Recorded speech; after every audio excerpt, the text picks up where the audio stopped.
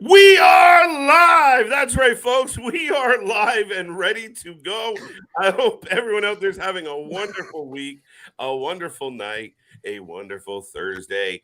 That's it. We got Friday Junior in the books. We're here for our weekly podcast. Let's rumble, and it's going to be a good one. We have a lot to talk about. We have a lot to get into, and if you're feeling salty, well, let's go. It's going to be a good one, folks. Don't go anywhere. Let's go.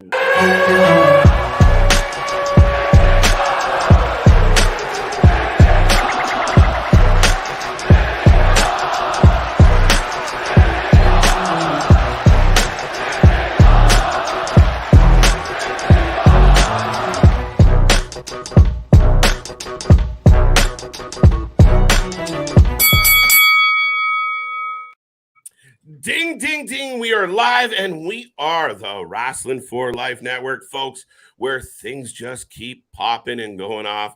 We are ready for another Let's Rumble podcast. We got tons to get into. I see the chat filling up already. If you're just tuning in, get into that chat. Let us know what's on your wrestling mind. Let us know what you want us to talk about. We have several topics to get into on our own.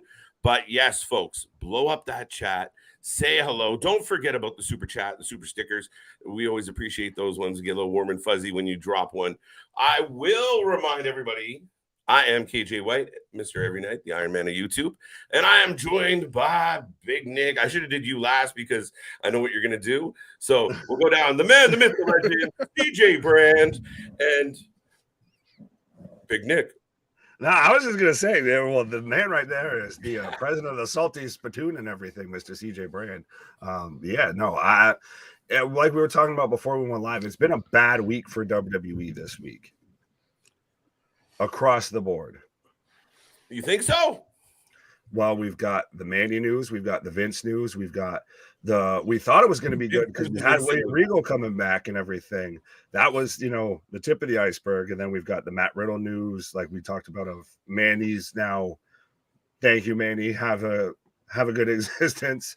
I guess Sasha is completely done with WWE as well. So, right. KJ, this that's what the KJ stand for? Yes. Kerwin Jehoshaphat. Most people don't get the middle name. Man, I'm glad you got it. And you spelled it correctly, too. Good job. All right. You get a Brucey bonus point. Yep. So I guess we they're saying that WWE has been taking on a lot of heat. But me personally, I say that they ain't taking on no heat. They're doing everything that they need to do that's perfectly fine. I love everything that's in the news with WWE right now. Everything. So you're a fan of Mandy getting released. That's another backstory of it, yeah. Oh wait, we haven't. Well, let me get into it then, folks. This man comes out there and it's just, they've been doing everything great.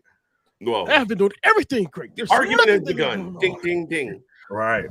But Jeff, Dale, Ronnie, Curtis, Canadian Spaceman, Mike, anyone else tuning in right now? Ronnie, I see you.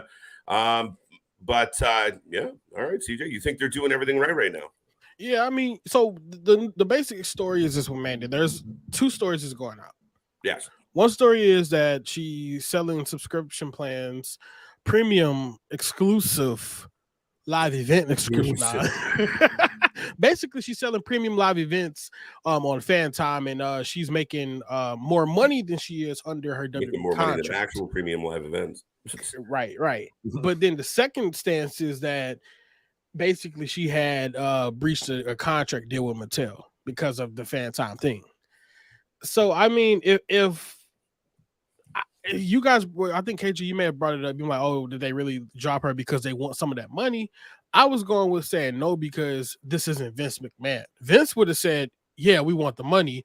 Also, Vince would have kept her because that's what he likes with Bruce Prichard and Kevin Dunn. So with Triple H making this decision, we know that it wasn't with bad intent at all. We know Hunter is working with each and every one of them superstars, individually. So there had to be something deeper than anything. So with the contract breach with Mattel, hell yeah, you have to get released, because if I keep you while you're selling, your premium live event body, then what is it going to say for everybody else under this Mattel deal? Why would I lose my Mattel deal, over a superstar? That Mattel deal is worth millions or probably even billions of dollars, right? So I mean, all the fans will be at home playing with Mandy's pictures instead of their action figures. Exactly. Basically, that's exactly what it is. Well, go ahead, KJ. Well, I was just going to say, here's my two thoughts, my two initial thoughts on this Mandy Rose story. And I touched on it earlier on social media, where it kind of threw me off because we do all these live streams, and I felt, the general feedback on Mandy was that not a lot of people were cheering for Mandy Rose. They didn't really like her in WWE. A lot of people were like, why is she in NXT? Blah, blah, blah. There was a lot of people that didn't have a lot of, she was underrated. PWI overlooked her. And then she got released, and now she's the biggest baby face in all of wrestling. The other thing that I still think is interesting about this is we don't know what went down. We don't know if they said, hey, Mandy, can you take off? Can you, stop? You can keep doing what you're doing. Just can you, put your boobs away or whatever it was? And she said, no, I want to keep doing what I want to do. And she walked. She was like, I'm not going to do it. And that's how the release came about. Or they could have just went to her and shit canned her in a little bit of hypocrisy. But we don't know. That's what's interesting about this story is we don't know. And everyone's so like, fuck WWE. We don't know. Well, to me, this is, like many things, it has layers. Unfortunately, with this, it was all because Mandy didn't have enough layers on and everything.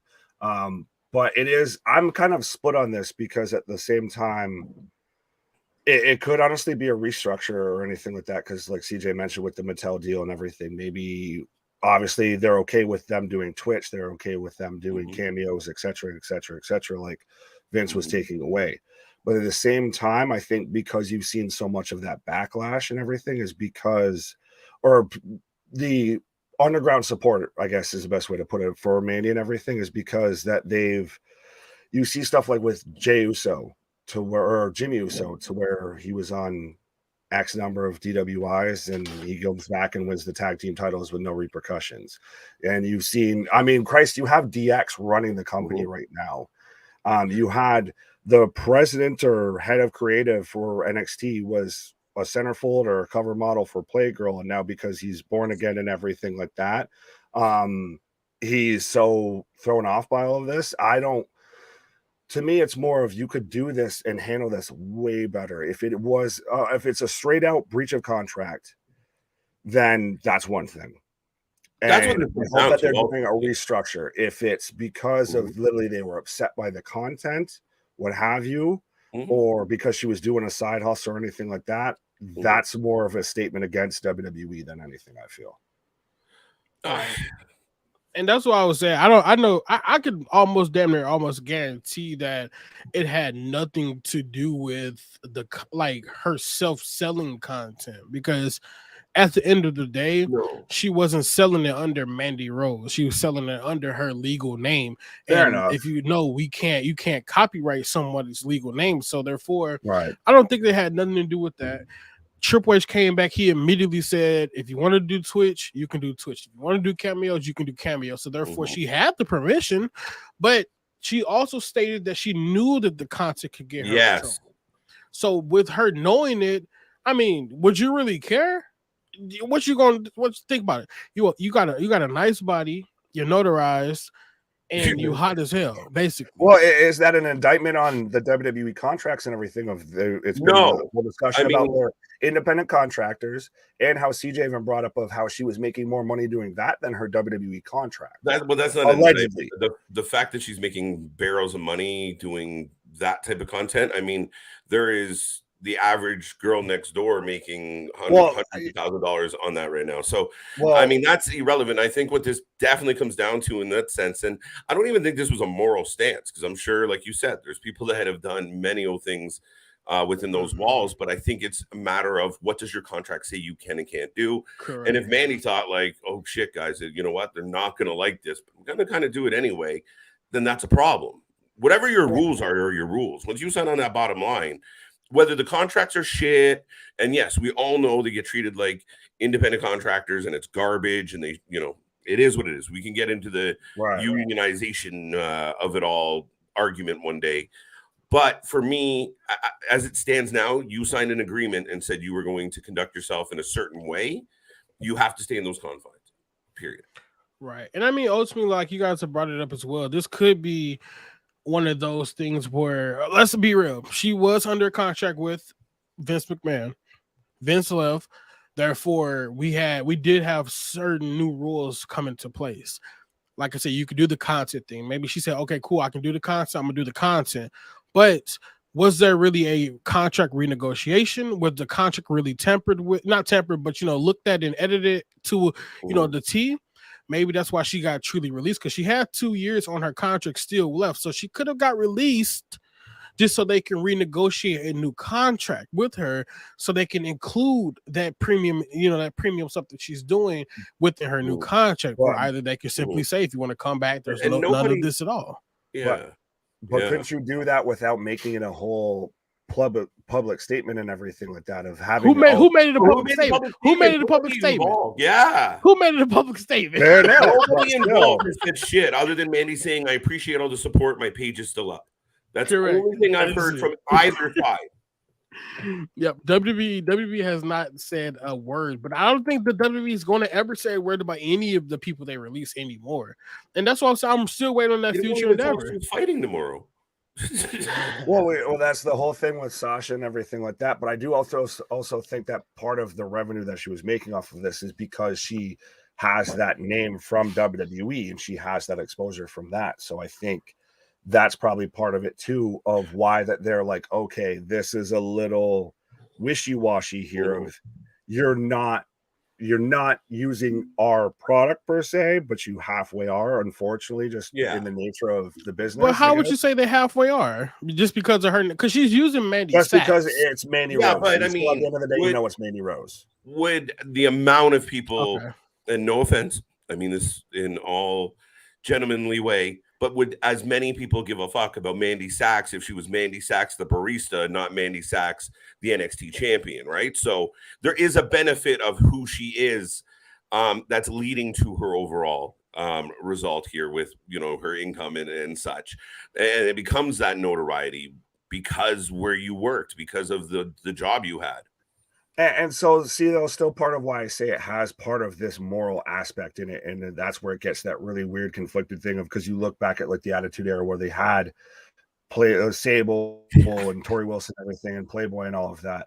And then now we're getting to this dance because Mandy does have, I believe, a donut business outside of WWE and all of that with Sonya Deville. And they don't give a shit about that. No. And they shouldn't.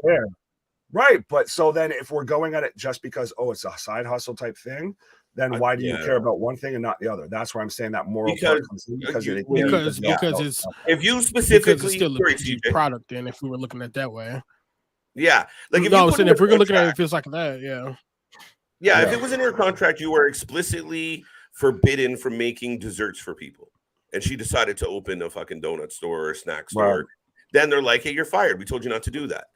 That's to me how it equates, right? Like they say, like, listen, you can have your own shit, but the minute you start, crossing these following lines, if you're on screen getting blitzed, if you're on screen getting bombed, if you're on screen getting naked, if you're on screen doing the following things, including, racial, blah, blah, blah, blah, blah, blah, we have to let you go.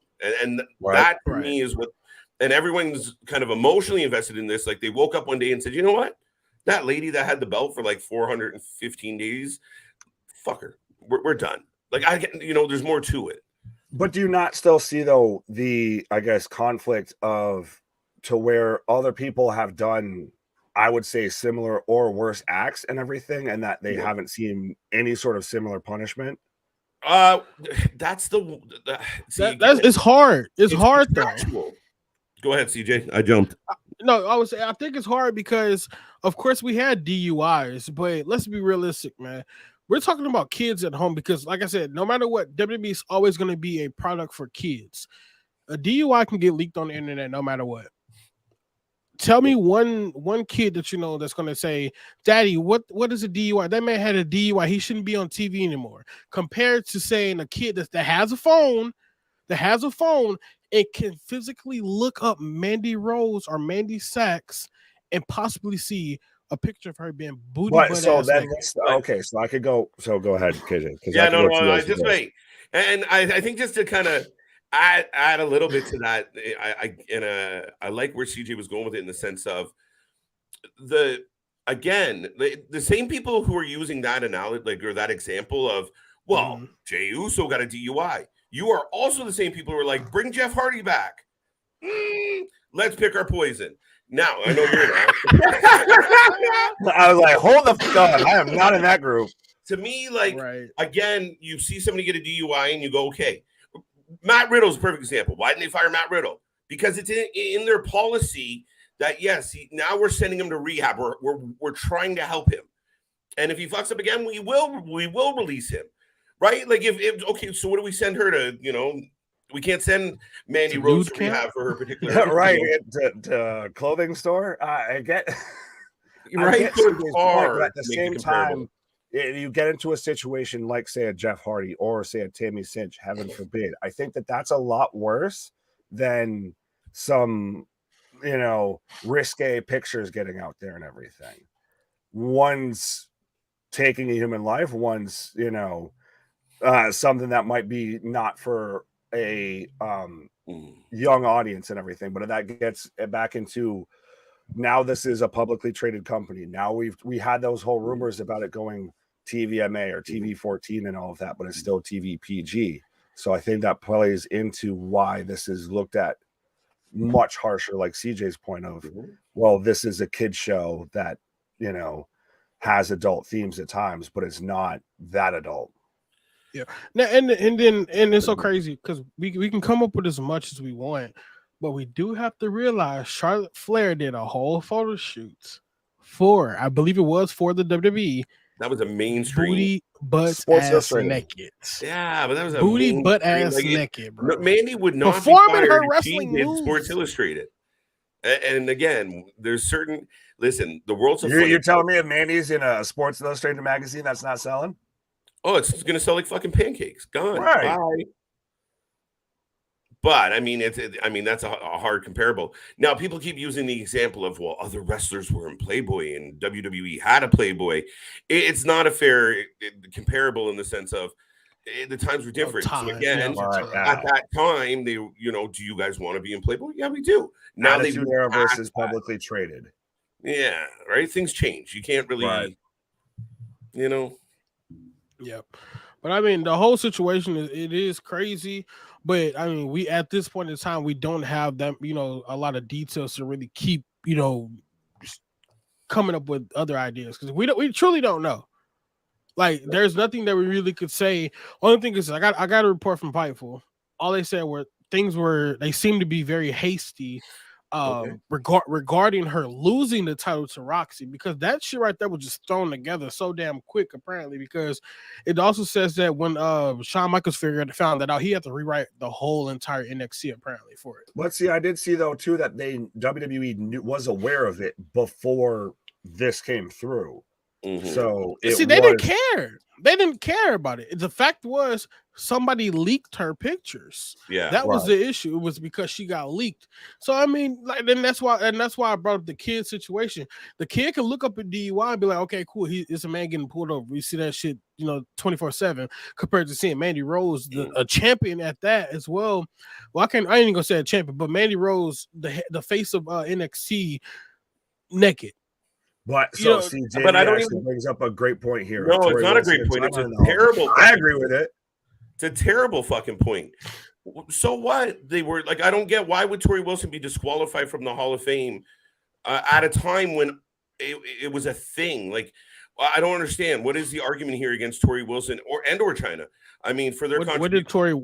Yeah, like, what did Tori Wilson do? Like, why wouldn't you put her in the Hall of Fame? No. Fuck, I'm going against her. Yeah, what did she do to get in the Hall of Fame? What did she do to get in the Hall of Fame besides being relevant? That's a different topic right now. No, it's not. It's the same thing. It has everything to do with what you're asking, because she was nothing but a fucking fitness model. Whether or not she should be in there, I don't even know. She got in there because of Playboy. No, she got in there because of Playboy.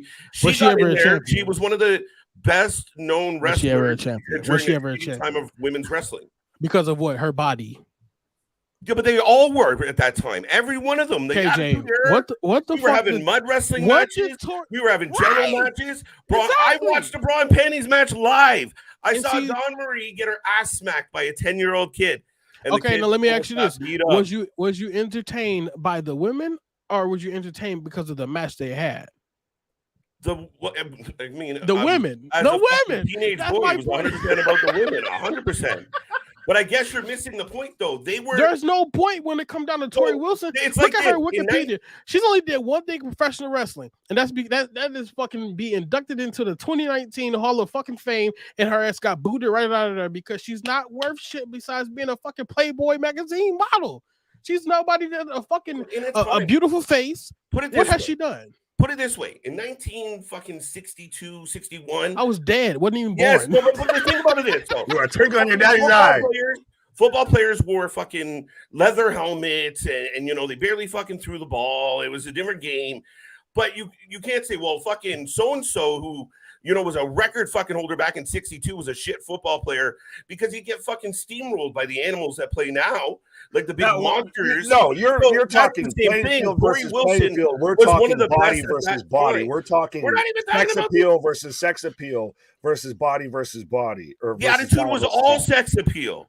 Right, Right, but but we so were different. So What I'm- we can't say she didn't contribute anything. She was one of the more. It's like Stacey Keebler didn't do shit. Right, for but the wrestling. one of the part of the biggest things of why China wouldn't get into the Hall of Fame, especially with Hunter and Stephanie involved, Was and everything, softcore is porn because, or hardcore is because porn of and- adult entertainment stuff and everything. No. That was extreme adult. Like that was full out pornography. I get That it's was a like reach and a fucking half, but babies in the face. That's not even a fucking fair comparable. Even for Mandy, that's not even the fucking same. Fuck ballpark. that. Here we go. Right the fuck here. Justify Xavier Woods not being suspended or released because his video was leaked. The video that he had with Paige.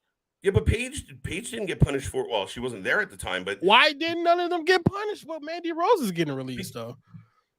no, you don't understand though. Like that was all they're saying is if they wanted to continually make threesome videos, then they would get released. Their personal shit got leaked. That's not their fault. Paige shouldn't have been. But it's Mandy Rose's fault, right? Mandy Rose's stuff. No, she still wants to run the fucking page. She's still running. No. the She's only running the page. I don't think the WWE gave her an option. I don't even think if she had an option. You really think this woman's going to choose to run sexual content versus being a fucking super? Apparently, she put on the page. Don't worry, the page is still up, guys. Even though she was released, she told all her fans, "I'm still here." Well, so if you get fired, you're going to show up the next day at work. What? I said, if you get fired, you're going to show up the next day at work.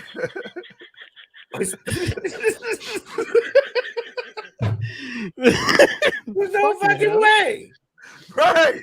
So, of course, I don't know what you you're fired talking me. about. How you get fired on your day off, Craig? If I got fired, fuck it. I'm making money. I'm allegedly, accusationally making more money than my contract. But what if that was the conversation? Hey, Mandy, listen, we noticed that this shit got leaked. We need you to take it down. And she said, I'm not taking it down. What if that's why this came to a head?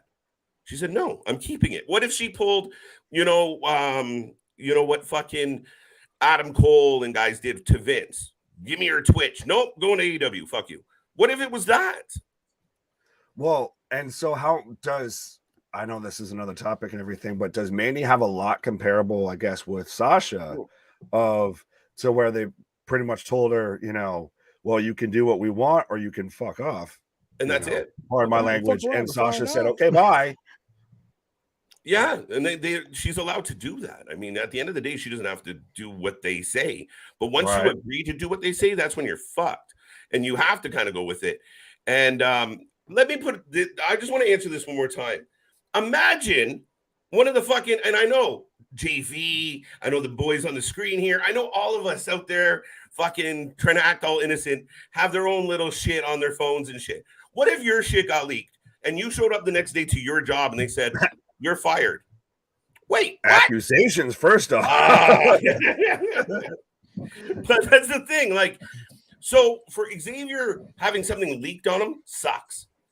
However, having where you're purposely putting the content out there. That's the difference. Intention. See, to me, I guess the worst part about this whole thing, I guess, if we're looking at an overarching thing, is again, say if it's the Sasha thing, if it's the Matt Riddle thing, if it's the Mandy Rose thing now, of that, it's so example right there of it's so unclear as to what's truly the story, what's not the story, what's just stuff that's thrown out there, what's just theories, what have you. Of there's no clear thought pattern.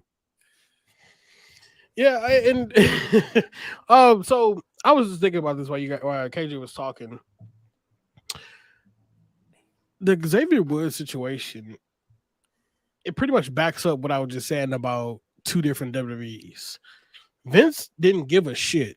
Vince is probably somewhere in the back beating his meat to it. He was off signing NDAs, right? So he would have probably did the same shit for Mandy. I can tell you this: Mandy Rose probably would still be have still been employed if it had nothing to do with the Mattel contract. If it had nothing to do with money, if it was just straight up sexual pleasures, Vince would have kept her. But the whole, but the whole thing is this: the Mattel deal. I'm not about to lose my Mattel deal because of your pornography. That's why they probably were saying WWE knew about it. Mandy Rose knew, of course, she knew that she could get fired. This is something that may have happened within a few days as well. I don't think this happened overnight. Like, remember when I told you guys on Tuesday, I said Mandy Rose is about to lose her title to Roxy and she's about to get called up. Yeah. That is still a possibility. I truly hope that they released her. Just to I hope they let her go from her contract just so they can say they're going to renegotiate the contract. Because you can go in and you can fuck with the contract, but think about it. They're about to probably end up doing they got to do her a new contract no matter what. They got to upgrade the contract because they're about to put her back on the main roster. So there's still a possibility where we can see her come out. We say Royal Rumble, we still got that. What if that was a restructuring and everybody in the IWC looks like a complete fucking moron for the last 24 hours? Right, but so I guess not to make the full comparable of, say, to stuff like the NFL, the NBA, or whatever, I think you can restructure a deal. I'm not a lawyer, I'm not a contract lawyer or anything like that, not even trying to play one. But can't you restructure a deal or re-sign, renegotiate a deal without having to terminate the previous one or make it have it somehow at least end up like an extension? However, it became so public. It all depends, right? Like if they had to get the Mattel stuff out of there, like I don't think they'd be willing to do that. That's the question, right? Like we talked about, they're willing to do it. Grab your Mandy Rose action figures now because you probably won't get any more. They become collector's editions, right? Tommaso did it. He told, Tommaso wasn't in a video game for a year. He didn't have no fucking action figures for a year. That's true. That motherfucker when he was doing his super heel thing. That motherfucker was on his super heel. Yeah. For real. So I mean, I think it's a possibility. And I mean, we truly don't know the full story. Who knows what's truly going on. I don't think that they could have redone her deal while she was still under the same deal. Like I said, I mean, of course, you got to upgrade the contract. If you're just going from one roster to another roster, yes. But otherwise than that, it may be different. We don't know. We really don't know because now since we have a new WWE, we have new things coming out. We're learning about new things.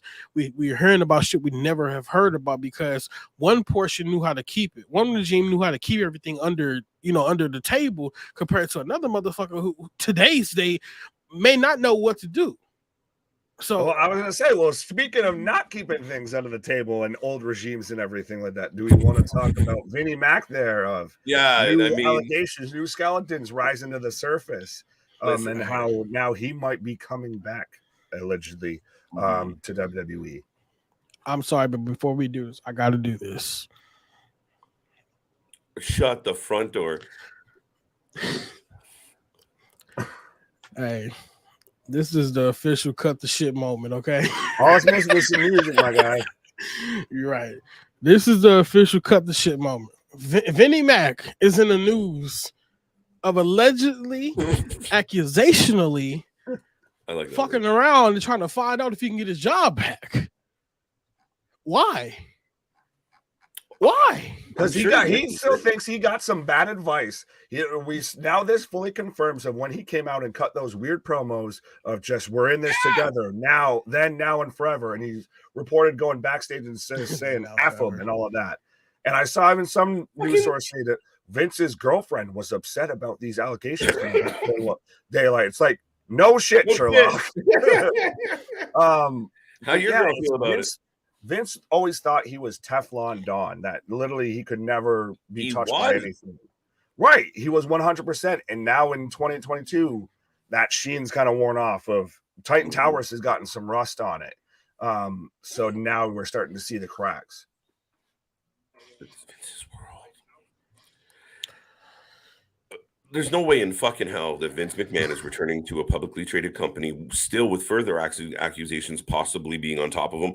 I found that was a real nice bit of reporting because they reported that. I swear to God, the Wall Street Journal was the source on the one story, but I honestly feel like it's just crazy that it's even thought of as a possibility. It cannot work.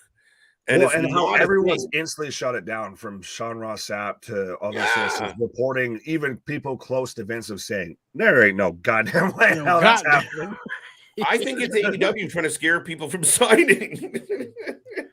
I mean, but let's say, for instance, if Vince did come back, what do we expect? The same shit we had before. Stock crashes, terrible ratings crash, roster release. We've already seen Hunter say he's underwhelmed with recent signings, people that he's brought back. So, but Vince can come back though. Why? He's the role of what he used to have. Vince can come back in this company. He can be a board member. What? But I'm saying company creep. Yeah, you can't bring a man back in the fold that is known for fucking the employees. The man has two more accusations at least, at minimum, pop up with this, and you're like, oh, welcome him back with open arms. What the hell? Man, the fucking accusations is coming from his fucking wife and daughter. Fuck. Oh, wow. Man, like, nah, I'm just bullshitting. But I mean, like I said, the man could come back, just not at the capacity of what he was doing at all. Like, he could be a regular fucking employee. He's still listed on the WWE page just as an employee. But he can't do that because even when he was under the initial accusations and everything, he still had to be out there in the ring. He still had to cut the promo. He still had to open the show. They still had to make it a whole segment of Vince McMahon will appear and everything like that. That man can't just fade off into the sunset, I fear. And that's the problem. This man keeps coming back like Michael Myers in every goddamn Halloween movie, or Jason Voorhees in every Friday the 13th. Mm-hmm. Yo, what a big shock. Vince McMahon doesn't like playing pinochle and hanging out with John Laurinaitis. Big shock. You know, like, yeah, I'm sure he did nothing but wrestling since he was a fucking teenager. He's going to miss it. And I'm sure he told Ric Flair and anyone else that's still willing to talk to him that, oh, yeah, I miss it. Oh, yeah, you know what? It was bullshit. I could have got by it. I chose to walk away. That's what it is. It's ego. It's bravado. But sometimes all you got to do is whisper something around here to fucking to start a story of like, oh shit. Start whistling by the graveyard, and all of a sudden the fucking zombies start rising up. Yeah, absolutely. I don't know, man. I guess he can come back, bro. I don't know what he can do. That's the problem. I don't know. Then that's a no. That's a no for me, dog. That's a no. Yeah. Okay, my dog. No, my dog. No. What's up, my dog? I'm like, wait, what? I'm like, oh shit, that's Randy Jackson. Hey, I don't know, man. He can find himself something to do open there. Like I mean, there's opportunities. Yeah, stay the maybe hell he can away. replace Kevin Dunn. But okay, so you telling me this? And all of a sudden it's just boob shot. It'd be just hard cam also. But hard cam in more than one way. Pause. So what if Vince came back and he took Kevin Dunn's job? Vince came back very next day. I don't know if even Vince, I don't think Vince could physically do Dunn's job. Like, I don't know that he knows Dunn's job. That's why Dunn has a job. You have to communicate to the production team. How did he communicate to the commentary team? The man could barely communicate to Austin Theory in the same fucking room with him. Right? Is that my egg? I don't think his dumb ass. I don't think his dumb ass is coming back. No, well, see, it's the thing though. It's a halfway testament to Vince McMahon of literally anything with this man. catches like wildfire the second it gets out there. Granted, obviously, I'm not trying to downplay the accusations and everything like that that preceded this and everything. 100%. The man has plenty of black marks on his ledger. So that's why I think he would be a pariah in 2022 professional wrestling, especially because a lot of the people that Hunter's signed, granted, now I guess he's not so happy with a lot of the people that he's brought back just because Vince got rid of them. But I still think most of those people would probably walk away if Vince came back. Yeah. So it looks like one of the people that made a new assault, a sexual misconduct, a sexual misconduct and an assault accusation about him was a Rita Chatterton. They were a former WWE employee. Is her name really Chatty Chatterton? Chatterton. Okay. That's her last name. Is it the former referee? Yeah, Yeah. Oh, they had women's referees back in the day. Yeah. I never knew that because they were saying that the women we have right now are the stuff that never made air. Oh, that makes fucking sense. But she's trying to get 11 points. What the fuck? Where's the money at? 11.75 million from her. So what they just add on 30 million right there from his total. I was gonna say at this point it's like the goddamn Mega Millions or something like that of Vince's total payouts for hush money and what have you. For real. Just real quick, guilty as charged. I have a crush on Mandy Rose. Is that so wrong? And then the boys come together. Nope, Curtis. Nope. Not wrong at all. It's not wrong. No, listen. Mandy Rose, she's fire, and she's had an outstanding year. It's really upsetting and unfortunate if this is the end. If this is it, and this isn't some type of restructuring or renegotiation, but it is what it is. Back to Vince McMahon. Yeah, I mean that's all I got on Vince McMahon. Do we want to talk about how I mentioned about how now Triple H there's been reports leaked out that he's not quite so happy with certain people that he's brought back now. My big guess is who. There could be Hit Row. Absolutely. That's a gimme. That's Gargano. Oh no. They haven't done shit with Gargano. I think that they're waiting to do something with him, though. You can't force it. You don't want to force him into something, and then he falls. You forced him back into the way. Me personally, I would be. Well, he says only a handful, and the only people you can fit in your fucking hand is Hit Row. That's a big motherfucker. No, it's the Infinity Gauntlet. He's like that one. Well, he's a big dude. So so let's say for instance, my people that I think that he would most likely be upset with for sure all three members of Hit Row, Karrion Kross, Candice LeRae, and Scarlett. And not I won't even say Bray. Emma's going to definitely be another one, and Braun Strowman. Braun Strowman hasn't done shit. Braun is one, I think, because and Dexter Lumis too. Matter of fact, I mean, I would have to add Dexter too. Well, I guess you can't add Dexter in there now because he's doing something, but definitely Hit Row is probably number one at the list and probably is going to be the leads people to get released. Like they're absolutely shit. Like I used to think that they were great, but they fucking suck. And I don't know if it's the platform. I don't know if they need to go down to NXT and perform under no swerve. No swerve. That's what it is. No swerve. No swerve. But Swerve was good. Swerve was great. But Swerve really didn't make that group. The person that made the group for me was Ashante at the most. Really? Because he was the one that was doing everything solo. Fair enough, but I mean, the tag team was between Big Dollar and Swerve Strickland, I believe. So I could be wrong, but I thought that's who the tag team was. Well, I just think Swerve was the kind of the charismatic leader of the group, right? It's funny, he wasn't even the fucking leader. Top Dollar the leader. Was Ashante the leader? When was Top Dollar is the leader of that group. No, he thinks he's the leader. No, he founded that group. That's his group. He was the leader from NXT, from the fucking release to the re-release. This motherfucker is the fucking and Finn Balor is still the leader of Judgment Day. I think that's Rhea Ripley's group at this point. Hey, touche. I thought deceiving us. That's all. That's all we can really say. Shit, yeah, but Hit Row is shit. But the valid argument, and then one of the topics we generally get into on the Rumble, which Dale says, Dale shares with us each show, is the ratings. And I mean, when you have now that's interesting, but where I'm going with it, Raw is in this hasn't cleared 2 million in a few weeks. It's a problem. That's true. What are you going to do?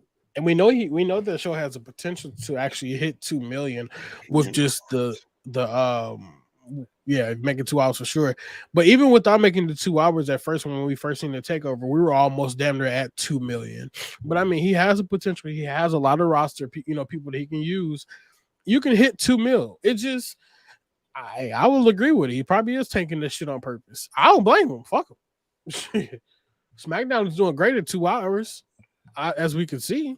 But still, Hunter's only been at the helm of this ship here for not even close to a full year, much like us even being out here and everything. Talking about Hunter being at the helm of this ship. But he's only been in charge for a couple months at this point. So I think there's still going to be those times where he has to kind of take it on the shins.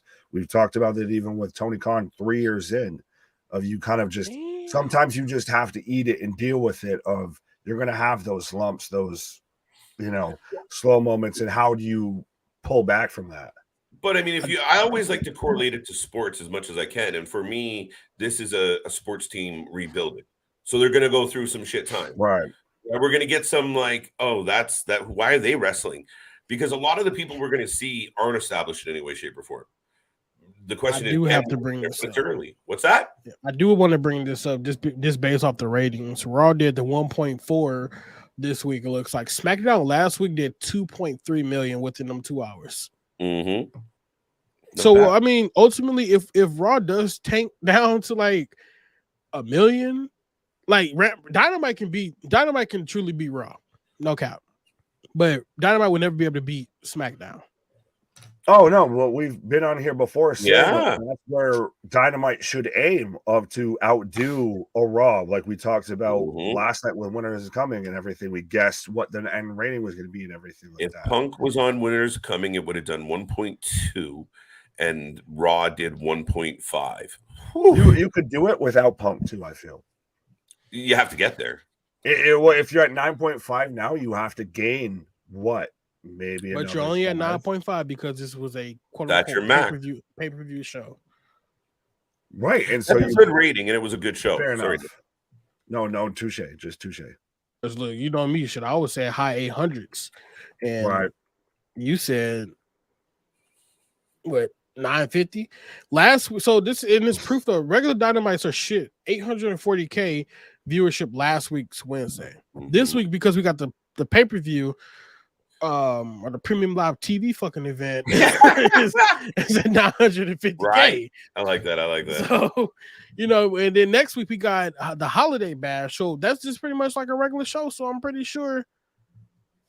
Whoa, what? Action Andrade is done. Fuck you mean? What happened? He quit already? Wait, what? No. The overnight sensation, which I literally didn't realize until today, to where the crowd was literally chanting "Let's go, Jobber!" and everything. Yeah, so we were like, "Let's go, action!" And you're both like, "It's Jericho's son. Let's go, Jobber!" Like, put some respect on this man's name. Jericho put over his kid, funny, bro. No fucking. Jericho's son. That's the only reason why. Right. But see, that's why I'm saying sidetrack of AEW's a smart mark audience. But could you see? I think it's. JV mentions about how seeing Raw in the future on Fox. Could it be literally just at this point of USA's always had WWE product, pretty much from the start of Monday Night Raw till present day. So I think Raw would be see the way Fox treats WWE production, WWE shows, etc., versus the way USA is kind of like, well, you're always going to be here, so fuck it. So it might add some more viewers. It might almost legitimize it too if it's on a quote unquote sports type network. Yep. Yeah, and I mean, I think SmackDown's been like the more fun show, the more energized show, the more likely to see some chaos. Indeed. Let's go, Jabba. Sorry. But I mean, I've been shitting all over Jericho for months, and it was a really fun match. It was a really fun moment, and it went from like let's go jobber to, oh my God, he's actually going to do this. Jericho finally did the one thing he was saying he was going to do in the 3+ years that he's been signed with the company at this point. Mm-hmm. And it's all, I guess, I've seen and heard, of course, coming from the AEW news source that is Uncle Dave Meltzer, that it's because Jericho watched his match on Dark with QT, and he's like, that kid's going to be a star. So he decided to finally make him a star. But then I questioned, so you saw Eddie Kingston, and you don't want to make him a star. Darby Allin.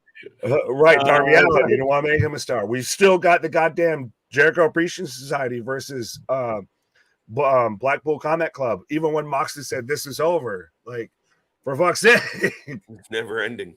Right. Yeah, that's crazy. So. Do you think Jericho comes back and beats him like next week or the week after? Listen, I will want to speak that into existence, so I'm going to say no. I will be here live, like screaming and yelling as it happens. Just something gonna get hurt real bad. I told you. I fucking told you. So, do we have another cut the shit moments? Uh-oh. Here we go. I think we do. Round I two. think we got one more cut the shit moments.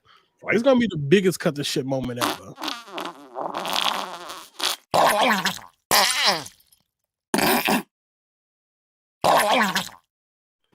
You what? No, what? No, what? Can you Pause. put like some playful music on there? Right, my guy. Hey, yeah, you gotta cut the shit, bro. You cut some things, I'll say that. Sasha Banks being done with WWE has to be one of the most cutters of all of the shits. I don't even know how to fucking professional can you fucking say cutters of all of the shits. Defend your case there. So Sasha Banks allegedly left WWE 2 months ago. Mm-hmm. Yes, they negotiated her demise. Allegedly. Accusations. Why is Sasha Banks the only one in the news? Where's Naomi at? Why is Naomi hanging around both superstars of AEW and also WWE at the same time? Why is Sasha Banks going to be at New Japan Pro Wrestling allegedly when we currently have a lot of other WWE superstars doing the same shit? Asuka is currently over there right now. Shinsuke Nakamura is, I don't know if he's there right now as well, but cool. So he's going to be doing some shit soon too in Japan. So with Sasha Banks coming out saying that she's going to be doing New Japan Pro Wrestling, how the fuck is she done with WWE while we have WWE superstars actively working over there? And she's in the intro and everything. Like, I'm so surprised that you said this because I agree 100% with you because this is literally the full stance that I've thought on this of they took her out of the video packages and took her off the internal roster and then added her back. You're not going to do that with somebody that's your released and everything. You're not. We've already seen that they've given the okay for Carl Anderson to go over there. Mm-hmm. Exactly. Like, what everything. This Wrestle Kingdom is turning into the ultimate Forbidden Door pay-per-view. Yeah. Impact, AEW, WWE, New Japan, all under the same house. And I've seen nothing that says Sasha's going to show up on TV. Mm-hmm. And I've also seen super inflated reports of like to where Sasha's on a per appearance deal and her per appearance pay cut is bigger than even what Jericho got, bigger than anything New Japan has paid out. I believe it. I believe that part. And I know we're usually arguing about shit, but all three of us are in agreement on this. Like, I really thought we were all going to fucking have it out with this. No, I can't see it being true. I can't see her being done with the WWE.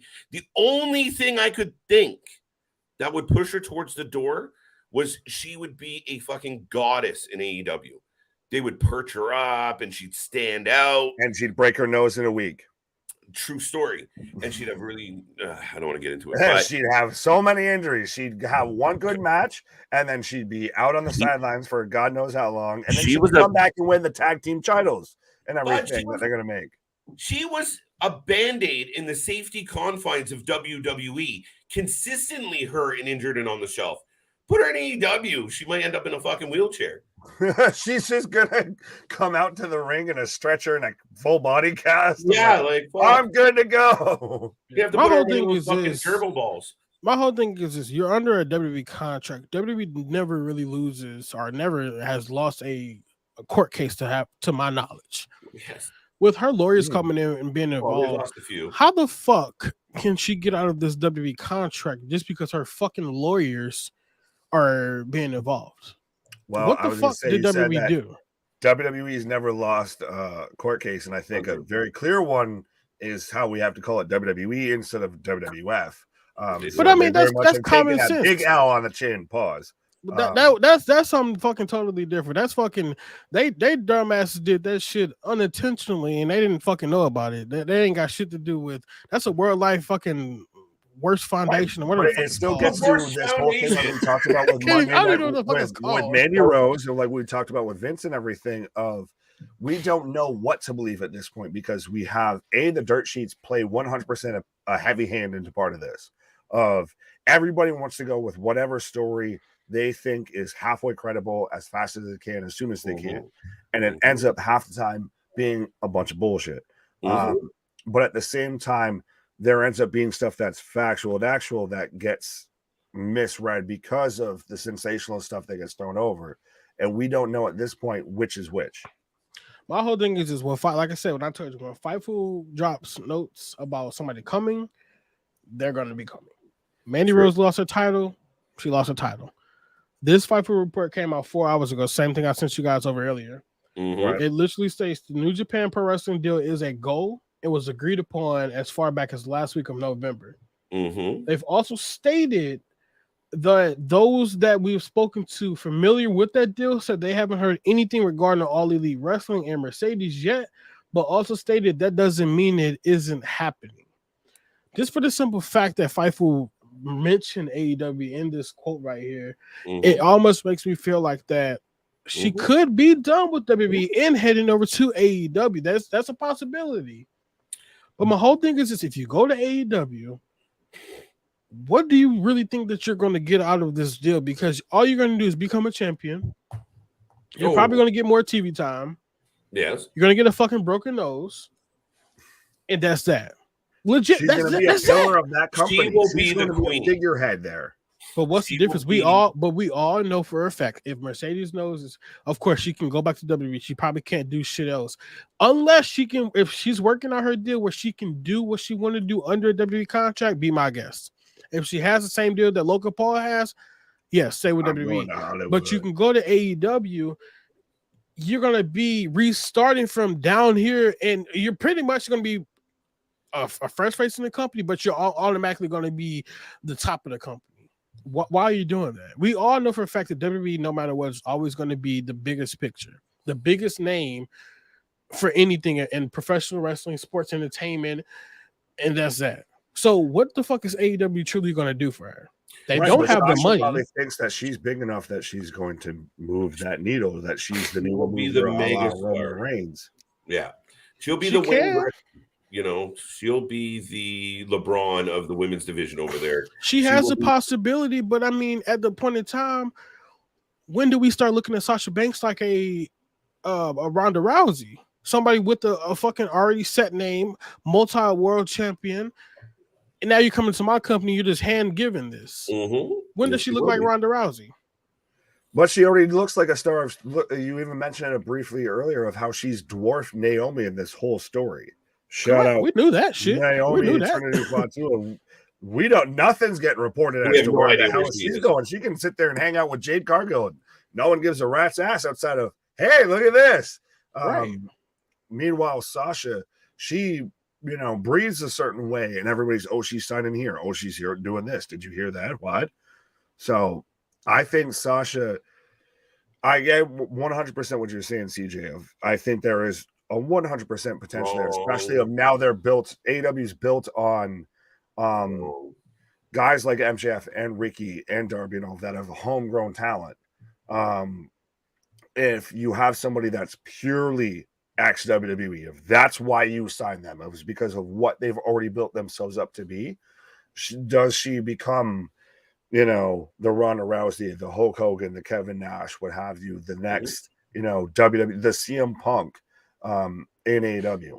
Yeah, she has. But my thing is like I said, when people even consider signing to AEW, what the fuck can AEW really give you that WWE couldn't give you? Well, again, it's all about perspective, right? And again, if you're Sasha and you're going, okay, if I go to AEW, my main competition for TV time, for stardom, if I want to be the top girl, the top woman in that division, in that company, it's Britt, it's Saraya kinda, it's Hayter, Slim Pickens. But if I go back over there, it's a jungle. It's Bailey, it's Charlotte, it's Becky, it's Lacey who's getting a new fucking rub. There's fucking Asuka. There's dozen women that could all be world champions at the top of that division. She might look at it and go, I'd rather be the superstar of that one than, in the mix on this one. Well, not even just in that division, just in that company, because that's the thing is still when you say something like that of who do you say? You say if it was Sasha Banks, you say MJF, you say maybe Kenny Omega. Yeah. You say maybe John Moxley. And then already the list kind of gets short. Yeah. So let me ask this then, right, real quick. Because one of y'all said it earlier, and I think it was KJ, you said nobody really gives a shit about a Mandy Sachs compared to giving a shit about a Mandy Rose, right? Yes. Does anybody give a shit about Mercedes, whatever the fuck her last name is, compared to her being Sasha Banks? So my question is, you go to AEW, are you just doing that because you want to build your real name out? Or are you going to still be using hints of a Sasha Banks, the boss? She'll always you would initially, but you have to retain that audience. Yeah. Because they would see it, and even if it's still under her regular name, people are going to instantly associate it with Sasha Banks, what have you. And then you get that buzz based off that WWE carryover, but then you now have to maintain that. Gotcha. Do you not feel like, would this not feel like the first time that AEW really stole a superstar from WWE? Like picked out, like Daniel Bryan was already kind of on the outs. Vince wasn't really using him. Punk was gone for 8 years. Who really said no, like that Tony literally transplanted. Moxley was already done. Right. Didn't know what he was gonna. So I mean, to me, this would be like a big fucking deal if Tony could pull it off.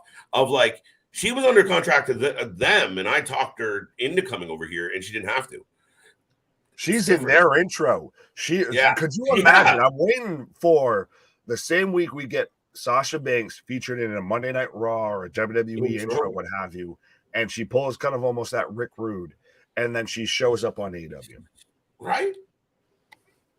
Not bad. But it is possible, especially with her ego. I don't know. I just know for a fact that if Banks does go to AEW, me personally, I feel like her character is going to die. And I just don't see her. I see her moving the needle a little bit.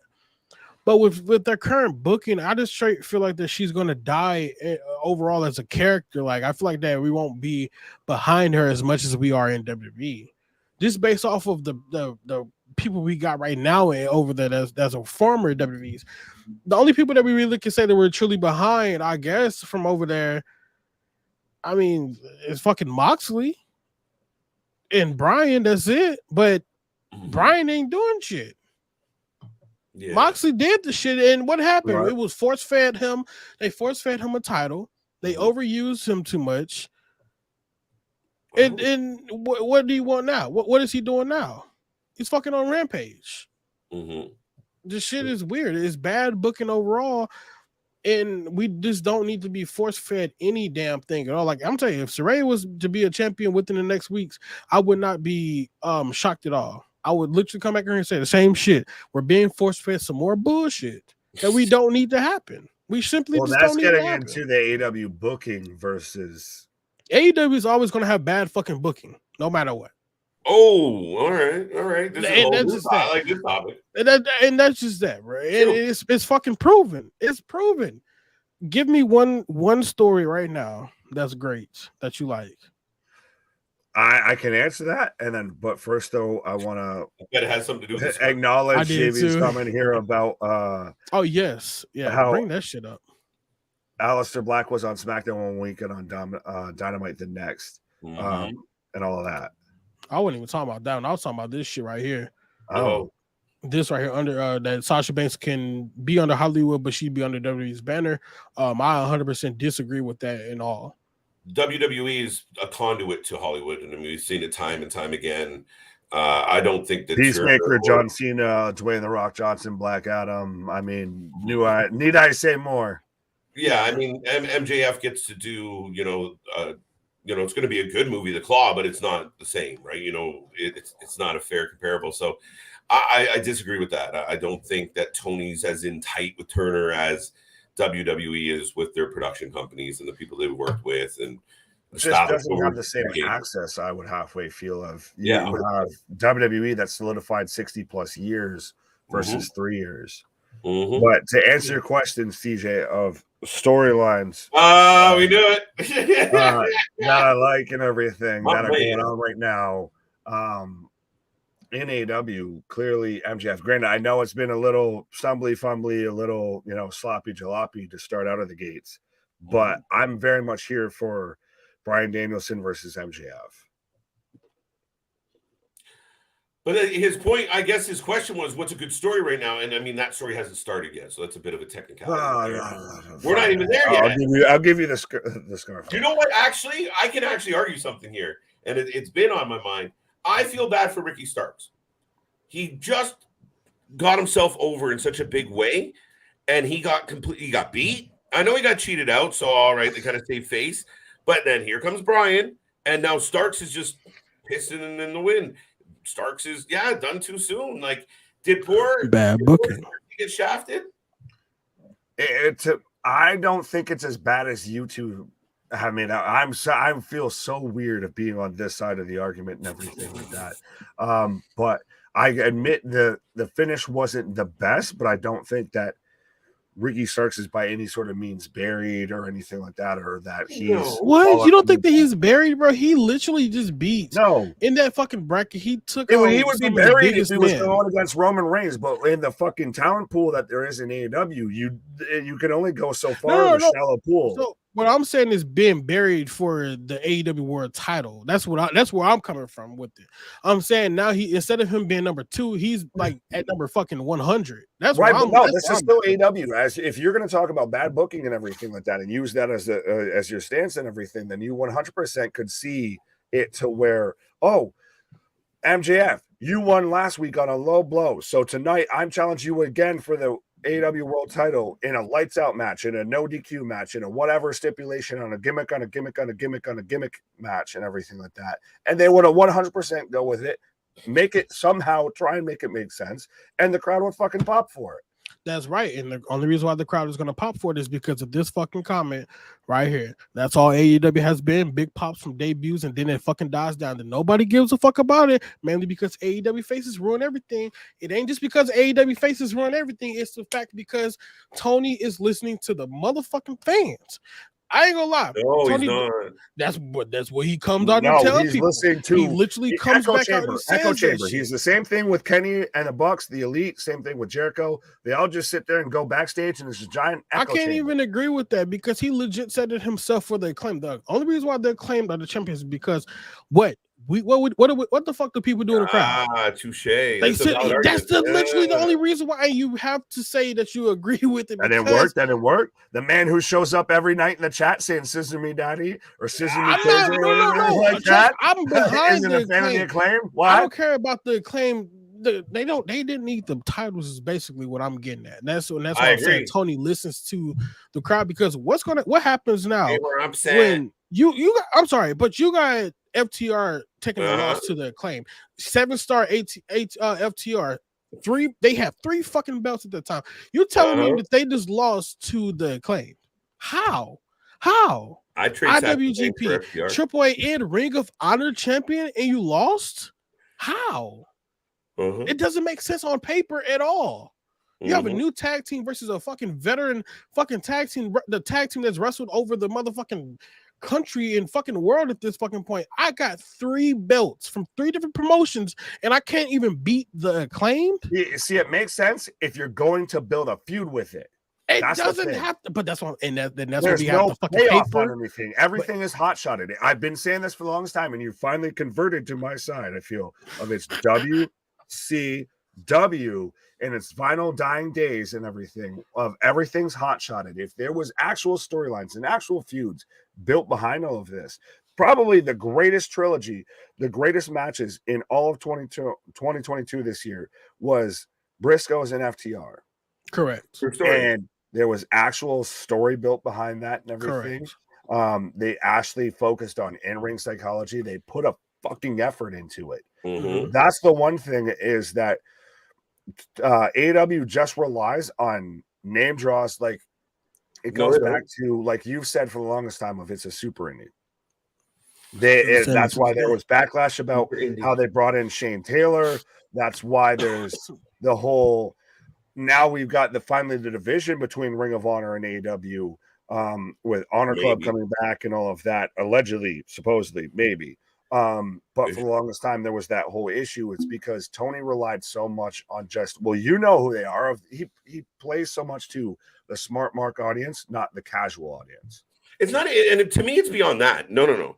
To me, it's just an inability to write a story. Like, as that collection, they've proven in 3 years that they don't really have the ability to like arc a story and make it make sense. It ends up becoming fantastical. It ends up like there's always added shit and like, you know, like you said, a gimmick on a gimmick or a problem on a problem, or, you know, it's not good writing. And when they've had good writing, it's generally, it was Punk, it was MJF, it was, you know, what? No, I was just going to say real quick. I feel like they had it written out for 2 years and they didn't think they'd make it this far because we built up all the way to Hangman and Omega. And I feel like that was the last truly unadulterated, unfiltered, I guess, un-Tony Khan-ished, un-Jericho'd storyline that they built to. And then ever since they reached that, they crossed that line, it's been all downhill from there. I'm just saying, man, like, I know I asked about storylines and shit. I honestly don't understand the best out of 7 series shit. That has no storyline. That's why nobody does. That's why that has no story built. NBC music. Yeah, that shit is fucking weird. Like, it has I no understand story it at all. Listen, Fucking enlighten me. Listen, this all started back when the crowd started cheering FTR. Oh, I'm sorry. Hold on one quick second about WWE. SmackDown tomorrow. They're telling everybody right now they would not meet. If I were you, do not miss. And this is coming from one of the fucking writers, Rob Fee, to be fucking exact. Is saying if you don't watch it tomorrow, don't see I did not warn you. Code Orange also just posted Bray Wyatt's music is going to be releasing. It should be releasing tomorrow on WWEmusic.com. I might be having you know, that's we should be having a lot of good shit tomorrow. And, well, isn't the writer that you mentioned the one that's in charge of the pretty much their Kevin Feige, the one that's there doing their long-term storytelling? Speaking of terrible storytelling, I think Rob Fee is what AEW horror writer. Yeah, Marvel. So he's probably just hinting at something spectacular is going to happen with fucking everyone comes back. Sasha, Naomi, like they'll make you be like Mandy who by the end of Friday.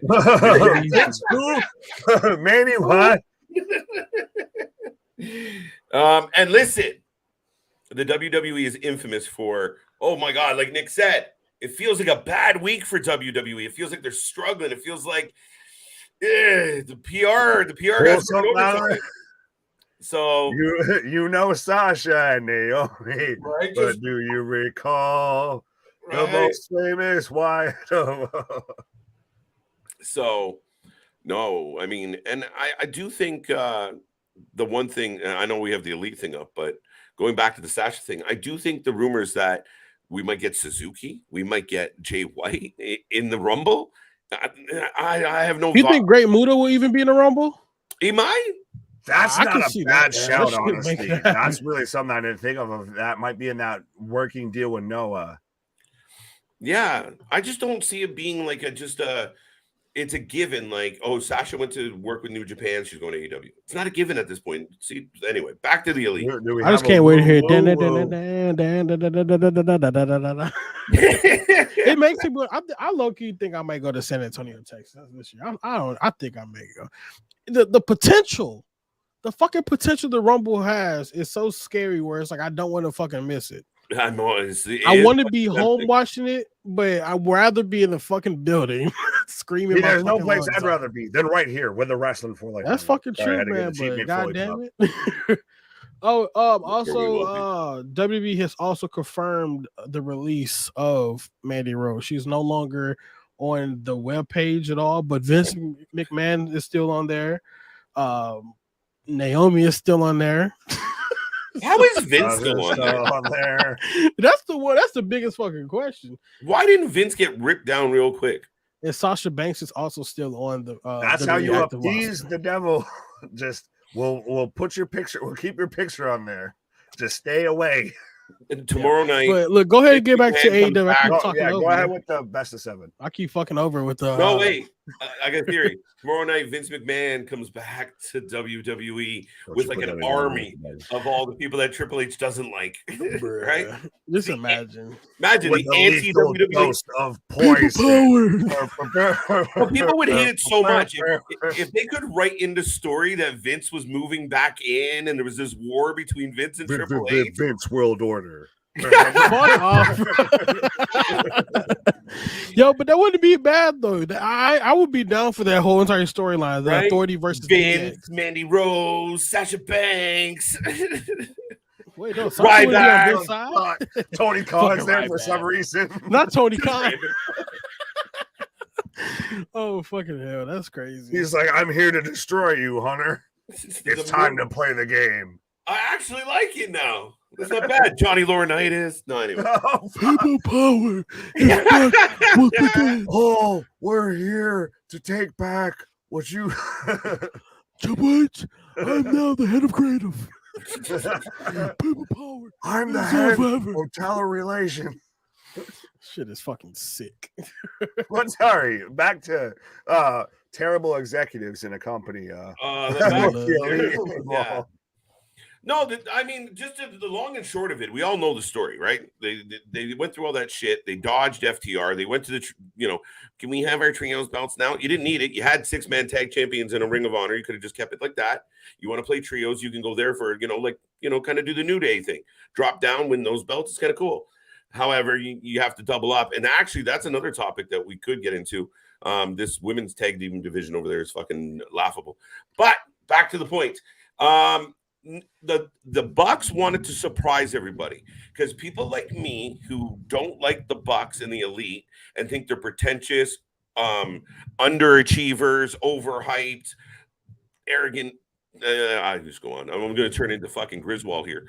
I literally think that it was their way of everyone's going to be shocked when we lose at Full Gear, except when we announce we're going to have a seven fucking match series in which we're going to win in epic fashion. Kenny, look at this guy. Kenny fucking grabbed the mic at the end of, when was it? At the end of his match the other night. Where, not many teams come back down from 3-1. Ding, there it is. Here we go. Boom. I was going to say, I think you called it if they were going to go down 3-0 and then still make the comeback and everything. And then once they got to 3-1, I was pretty much telling you, see, you basically got what you wanted. Now they're very much, I've seen even the goddamn memes, which are hilarious, of they make it like the NBA pre-show of you got, Kenny and Shaq and Charles Barkley and all of that. But it's 100% of this is them just, that we're not going to outright tell you that we're, still doing what we want and have an ego and everything. We'll just subliminally tell you of how we, take a bite out of Pac's arm of, we do, we botch a buckshot lariat, what have you, of we're just going to slowly kind of just needle every situation. Yeah, it's just always advantage Elite. Like, that's the way it works out. And if it doesn't work out for their advantage, they don't want to do it. Oh, wait, people are going to cheer for FTR more than us? We're not doing that match. Fuck that shit. Doesn't work for us, brother.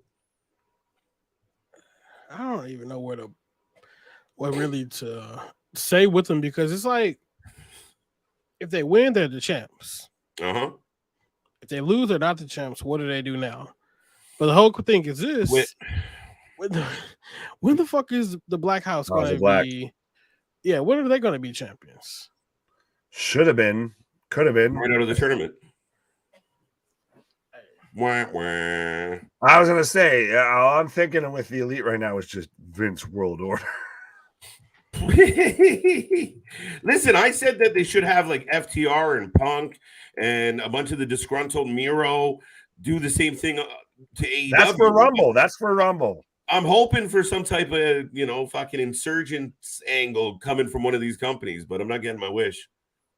No, I think you could see FTR, especially I know people have talked about we're going to do the independent scene for a bit, what have you, or thank you, it's all done, all of that. And their contracts are soon to be over. I think you said it the first, KJ, of, listen, guys, you're going to go over the Usos for both tag titles at WrestleMania in Hollywood. 100%. Shut up and take my money. Right. And we can't do a fans league? Okay, we're good. Whoa. That's it. They're good. They're good to go. Ashley, what? That's funny. Right. So let's get into Saraya. Yes. What about Saraya? Saraya says that AEW apparently has enough space for a tag division for the women. Barely has enough space for their fucking roster, let alone for another title. They can do it. They can truly do it because there's a lot of women in AEW. However, the way that division booked, I would not even touch that shit.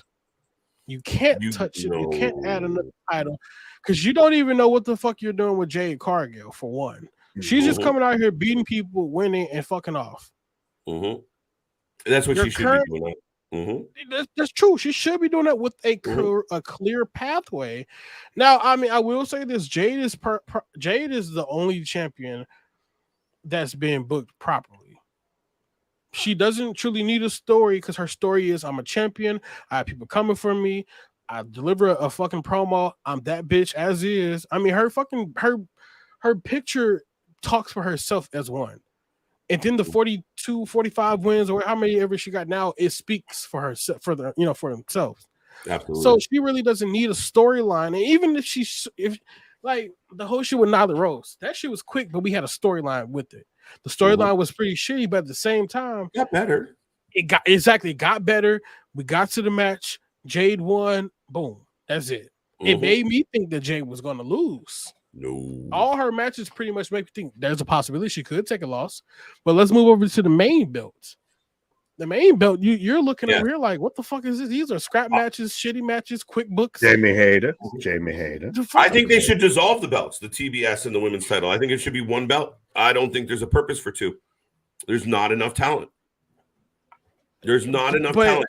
But the thing is, if you do that, and I'm not even being biased, honestly, Jade would have to be the main champion. I agree, 100%. Nobody else is on Jade's level when it comes down to her being a fucking champ.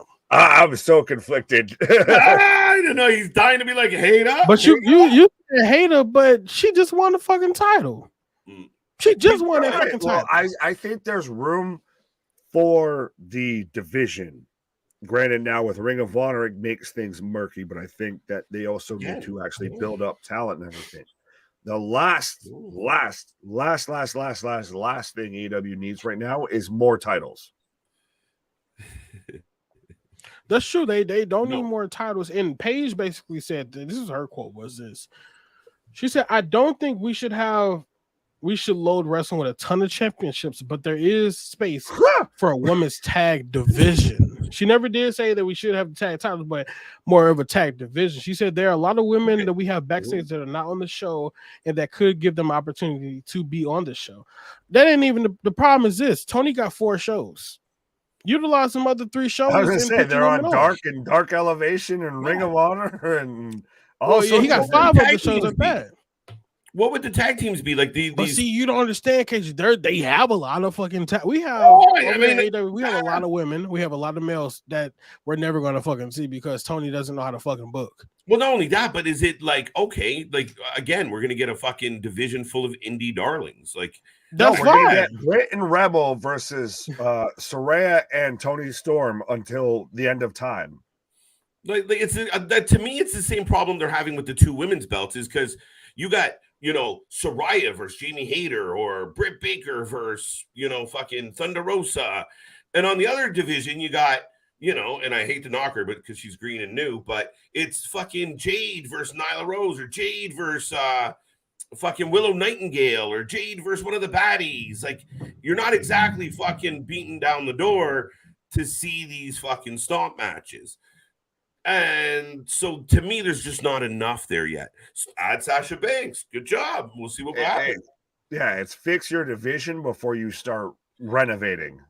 Yeah. One day they can, but again, who would the tag teams be if you think about, oh wait, the Renegade twins are going to be on fucking Dynamite? No. I was going to say, Saray, you've been there for all of like a month. Slow your roll. Calm down. Right. This is a WWE to where we have two shitty women's tag title divisions. Just let it happen naturally. Right. No, I mean, even the WWE has trouble booking a tag team division properly for the women. That's probably how we ended up with this Sasha and Naomi problem to begin with. Yeah.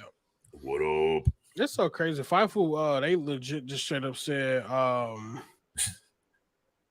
that basically Sasha is done. Okay. He legit he just said that she's just been down for 2 months. Yeah, and I mean, I trust Fightful. They're like you said, generally bang on. So if they're saying she's done, she might be done. But see, it's still interesting to me, and it's always interesting. And part of why we initially doubted the initial statement and everything is because it only kind of came from one source and all of that. It's we all have to trust these dirt sheets and everything as to what's going on, what happened, this, that, and the third. Like even with the whole Matt Riddle situation, we've had some sources say 100% what he got busted for and everything. And then we've also heard all the way from just he was written off TV, and then it evolved to he was suspended, and then he's going to rehab, and this is actually now his second offense. Like, nothing's ever truly released from any of the companies. That's all you're having to find these weird backwards halfways, ways of finding out. Yeah, and I mean, I think if you when you start like kind of what they did with Brian and Ricky, and I know my feelings was poor Ricky, but that's how you kind of build. That's how you kind of reintroduce people and make it overlap, and it feels like a continuous story, right? MJF beats Ricky. He's celebrating. Daniel shows up, runs him out. Now what happens there? And you kind of watch the stories take off after each other. You just need a little more of that because it allows you to plot where you're going to get these, these wrestlers in. Right. Oh man, it's going to take a lot, man, for me to even give AEW the props when it come down to booking. Like the shows are great. Well, I ain't gonna say great. The shows are good, but as a wrestling fan, I would love to be more invested in the characters themselves, also the stories that they produce. MJF storyline, I never got to touch on that, Nick. You say you liked MJF storyline. Me personally, I feel like that is still all over the place. I don't know what the fuck he's truly doing. Him and Ricky Stark should still, as of right now, be beefing. They should still be in a storyline. As a champion, your storyline should always be the longest rivalries that you should have. We should have at least two, at the max, I would say 4 pay-per-views with the same people, just because well, fuck, can't even say that for AEW, so never mind. I agree with you up until there. Yeah, but at least 2 pay-per-views, or even if we're as of today and we're waiting to the next pay-per-view, that's how long the feud should be. Their match should not have been on a TV. It should have been at the next fucking pay-per-view. But they do their pay-per-views so spread out, and I get what you're saying to where you could have spread it out and all of that, and that is lazy booking to an extent. I just still feel that we're getting Ricky Starks loses out of the gate early, and then he's the one on the back end. However long MJF's title reign goes, he's the one on the back end that takes the title off of him. We get that long story arc. We get it versus them just going head to head for the title, like we saw with say a Roman versus Brock or a Roman versus Drew, what have you. You get MJ or Ricky Starks challenged, lost, and now he's got to build himself back to that. It's not bad. I mean, if they do it properly, it's not bad at all, Nick, in the sense of, again, it's like I beat Brian, I beat this guy, I beat that guy. I'm sick of beating people. And Ricky says, wait a minute, you kicked me in the right. You beat me on a low blow. You beat me just by cheating. Yeah, and I mean, I don't know. And that's why I was saying, it just sucks because the way that the match ended was kind of shit. Just because of it was the ultimate babyface L. My whole thing was you win in the tournament, you won the tournament, you lost to the champion from a low blow. That's just a straight low blow. And then on top of that, you lost to the shittiest pin in the world, a fucking roll up. Well, I mean, which is worse? I mean, if you're Chris Jericho, that's a fantastic finish because that man tapped out. I would take the swing, but the swing is more effective than fucking getting kicked in the nuts in a fucking roll up. Listen, I didn't need a finisher. I've been on the teacups rides. I think I'd rather be on a teacup ride and get spun around, what have you, than I'd rather get kicked in the huevos. Spin me for a fucking day. I'll take that. You would spin me right round, baby, before you get me below the belt. No, you can kick me in my nuts, bro. I'm not getting spun around. Really? You're gonna take a boot in the nuts? Because damn, not a boot. My whole thing is this, bro. Let's be real. Claudio strong ass is spinning you around multiple times. You're about spinning around for 30 seconds or whatever. You should have compared to getting kicked in the nuts and getting rolled up. Are you really gonna as a man? How are you going? Are you going out because you got kicked in the nuts and then you got rolled up? Yeah. Or are you going to fucking fade away from a fucking spin? Surprise! I'd rather. Which one is more effective? Surprise! I'd rather get caught on a surprise than go out on a move that I took earlier in the same year on top of a steel cage from the same man, and then proceeded to win the fucking match afterwards. But the thing, what did he do? Was the fucking length of it the same? No, also, Chris Jericho was older. They were still fighting. I'm just saying, when we look at the physicality of it, if it was me, and if I got kicked in the nuts, bro, I'm gonna kick out. Spoiler alert, he gets motion sickness, I guess. Yeah, but I mean, if your nuts are in your throat, let me come to both y'all fucking houses and fucking spin y'all around like Claudio is doing, and then I get to kick you in the nuts. No, right, and we'll see who goes down quicker. No, I think I can explain to anybody on this planet. They're like, "Man, you lost that fight." I'm like, "Dude, kick me in the nuts."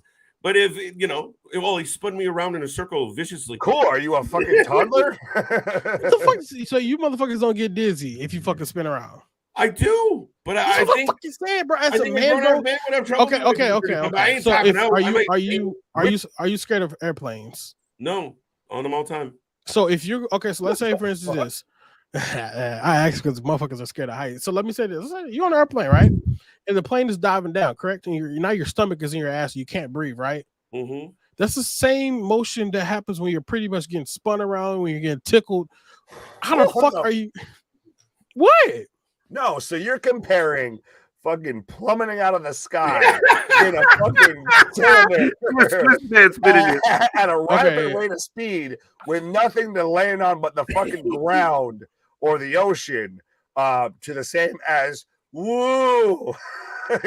So you could take a fucking Claudio. Have you ever been on a teacup ride? Have you ever been on a fucking bitch ride? That's a bitch ride. That's literally what Chris Jericho tapped out to with his old ass. It's the difference. It's a fucking difference between a fucking cheap ass machine doing it compared to a fucking actual guy doing that shit. Which are you gonna go down quicker on? If you get spun around and you get kicked in the nuts, or get spun around, which one are you going down more? Bruh, the man tapped out because he couldn't handle being spun around compared to a man. Got motion sickness. Take you some Dramamine. But the guy Ricky Starks got kayfabe kicked in the nuts and lost to a fucking roll up. Well, you can't slip in the kayfabe. Most devastating move. I can't slip in the kayfabe now because spin around. No, the fuck, that's not possible. You can't get spun around. So see, he was dizzy. There you go. Using your logic against you, bro. If Claudio would have dropped Chris Jericho and rolled him up from a pin, it wouldn't have worked because both of them motherfuckers are dizzy. No, if you went into a sharpshooter, like I think it was KJ said it literally on the live stream, it would have looked 10 times better. It would have made 10 times more sense. If you would have actually seen the tap out, you would have understood the finish and everything like that. Mm-hmm. Instead of you took literally the same move on top of a fucking cage at blood and guts. But he couldn't tap out. If you turn around and rolled it in a sharpshooter, he couldn't tap out on the fucking cage. There you go. Boom. 1, 2, 3. End of match. But he couldn't tap out on the cage. Well, no, but okay. Fuck you can't. No. How you gonna tap out on the fucking One, what was it? 2, 3. Well, look, my hand. I can move my hand.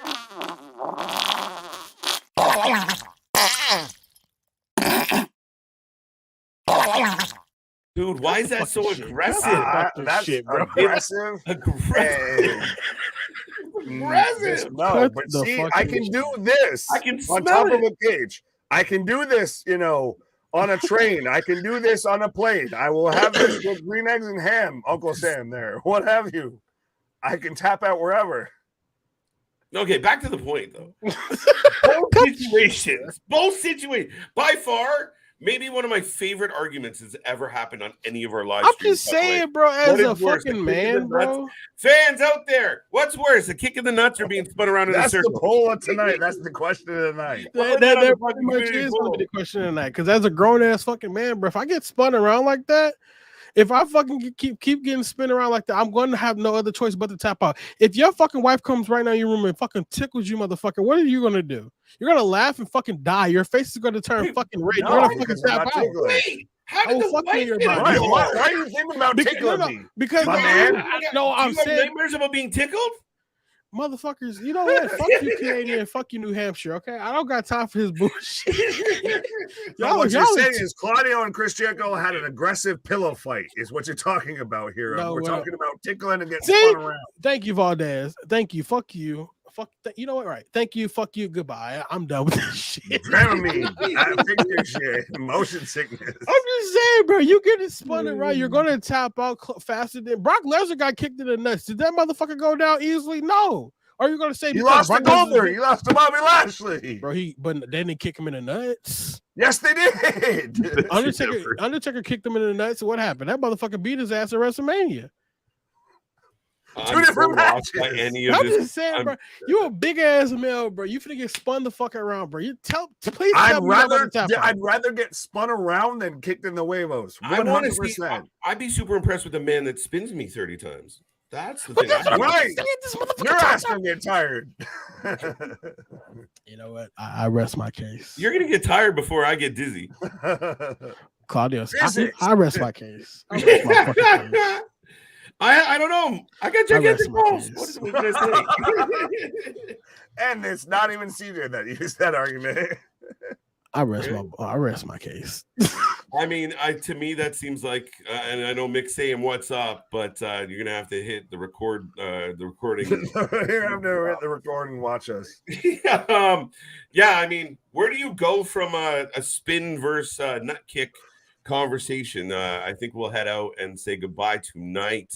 They feel spun around and fucking tickled the balls. We're gonna track fucking CJ down and tickle him into submission. Damn right, Bobby. All right, I don't condone none of this. I'm about to beat the shit out of people. Why kicking me in the nuts, right? If I kick you in the nuts, bro, then I'm trying to get away from your ass. Hold on. It's street fight. If you're actually fighting someone, if this isn't choreographed shit, if this is actual fighting, if this is violence, this is not fucking acting. Are you gonna kick someone in the huevos, or are you gonna spin them around like a fucking toddler? But to where you're sitting there with the fucking baseball bat, and as you're a gonna spin man, around and you're gonna hit a home run type shit. As a man, I'm gonna kick your ass in your nuts. But if somebody kicks me on my nuts, it takes me 2.5 seconds to get the fuck up and recover.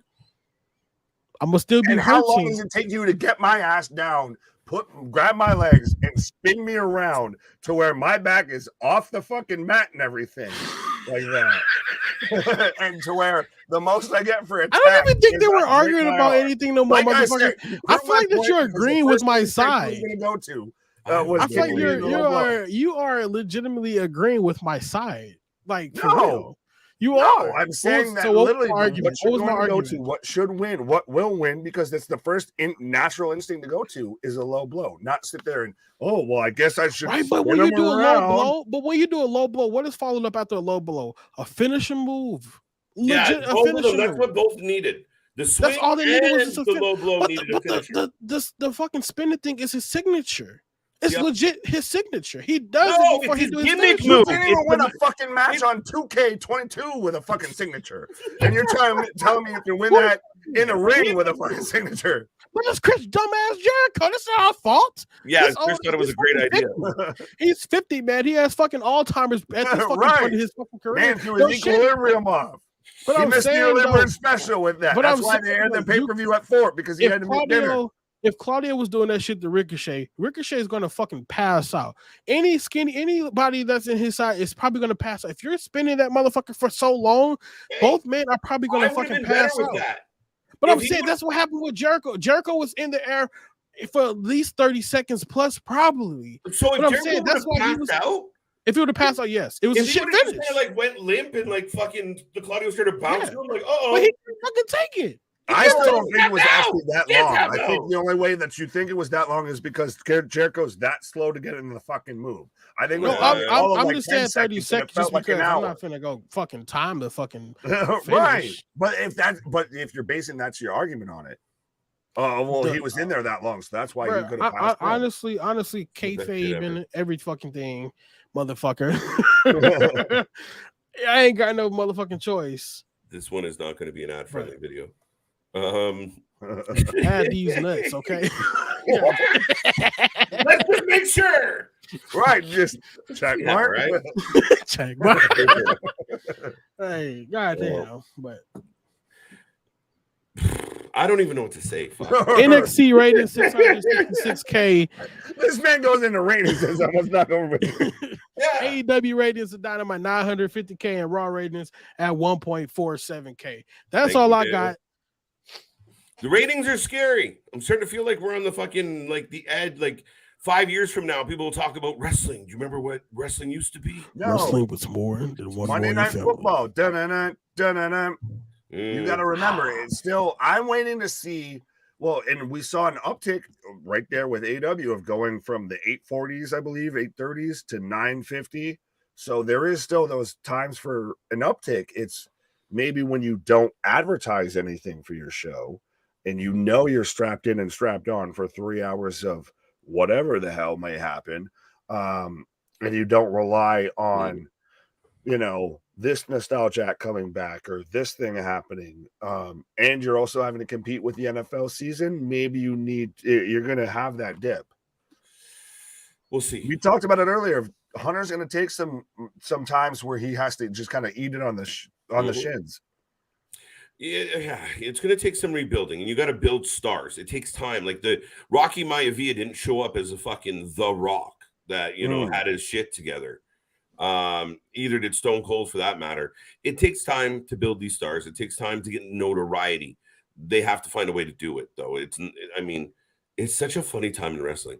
The fucking media is literally being driven by the dirt sheet. Best time in wrestling. It's the funny most wonderful time of the year outside of Mania. But with that being said, we've been told do not miss SmackDown tomorrow night. The good news is we will be here live, your alternative commentary for SmackDown, for Rampage. We're back on the weekend with more exciting shit. We are not stopping. We're debating because there's so much wrestling to cover. And then we got some holiday stuff coming your way and some fun stuff. And folks, this has been fun. And we thank everyone for being here as always. Don't forget, like, subscribe, share. Let everybody know you are here with us, hanging out. Let everybody know. CJ, hold on, one sec. What do you think? What do you think? Gresham decide with Impact? Who? I'm not Jonathan- surprised. Yeah. Wife's They there. saying that he just signed Wife's with there. Impact, apparently. You surprised? Wife's there. I'm He confused. did a little bit there before. I didn't know. Yeah. I thought, what the fuck? You Was thought Impact in the WWE? hell? No, I thought that he was still with Ring of Honor. No, remember he told Tony about his PWI rating and he walked the hell out. Get the fuck out of here, bro.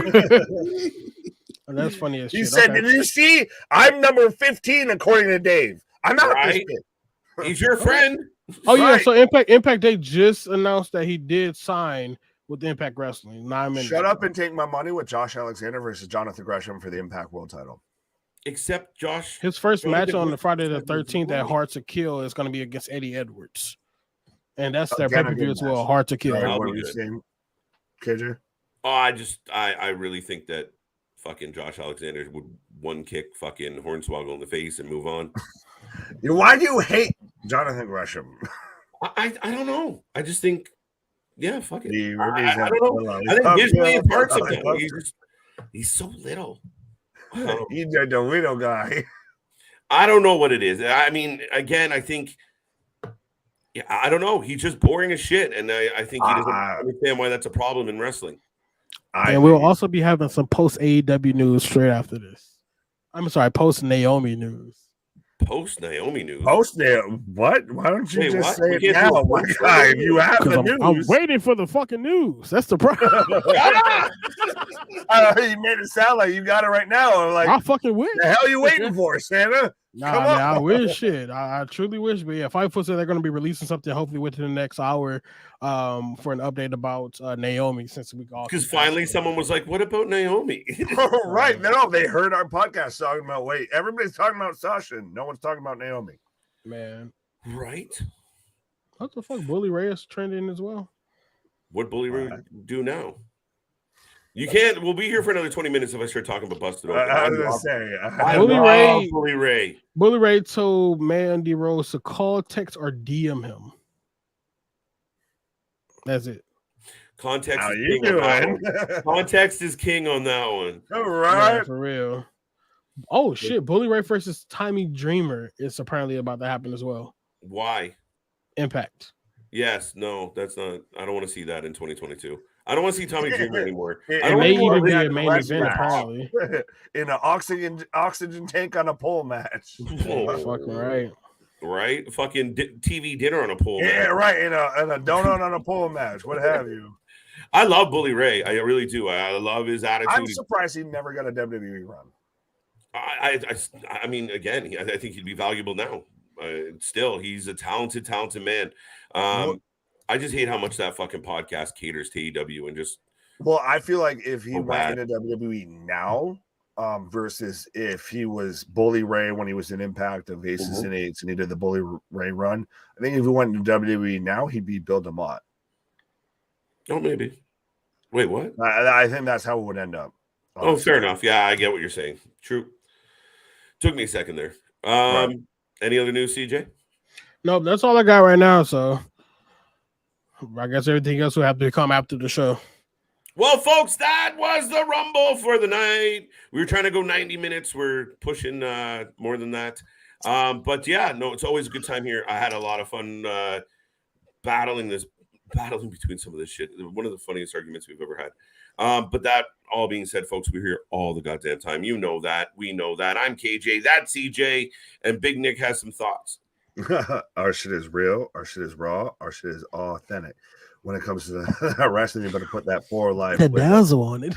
On the flip side. A little bit of bubbly there. By the way, before I click this button, remember, folks, the opinions of the hosts of their own and not of the Wrestling for Life Network. Thank you for tuning in. Now give me my theme music. And give me my theme music.